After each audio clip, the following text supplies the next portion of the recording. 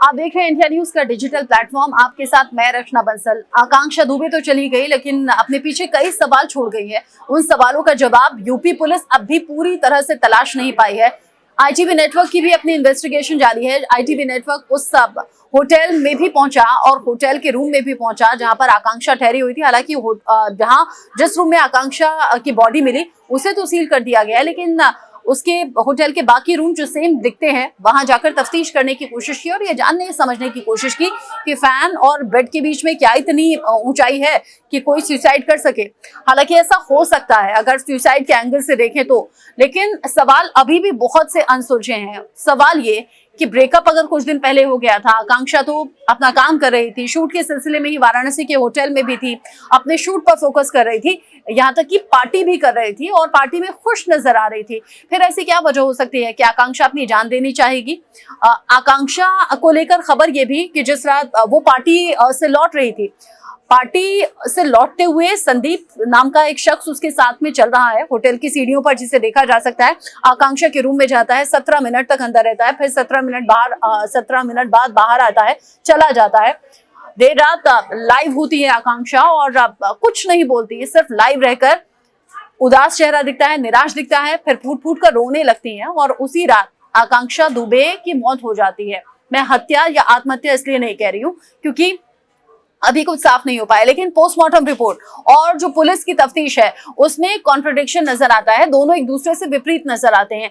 Postmortem report कहती है कि कान के पास बोन इंजरी थी। पोस्टमार्टम रिपोर्ट कहती है कि कलाई पर चोट के निशान थे, क्योंकि अगर कोई सुसाइड करेगा तो पहले वो अपने आप को चोट नहीं पहुंचाएगा। अगर कोई पार्टी करके लौट रहा है और या फिर किसी भी चीज से दुखी है, वो सीधा फांसी लगाएगा, उसे चोट कैसे पहुंची, ये एक बड़ा सवाल है। जबकि पुलिस की थ्योरी कह रही थी कि चोट पर शरीर पर कोई भी चोट का निशान नहीं मिला है और शराब पी हुई थी आकांक्षा ने।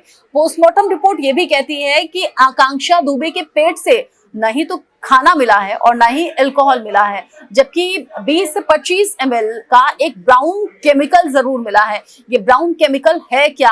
आकांक्षा ने अगर शराब नहीं पी हुई थी तो पुलिस ने क्यों कहा कि आकांक्षा ने शराब पी हुई थी? अगर आकांक्षा के शरीर पर चोट के निशान थे तो क्यों पुलिस ने कहा कि चोट के निशान नहीं थे?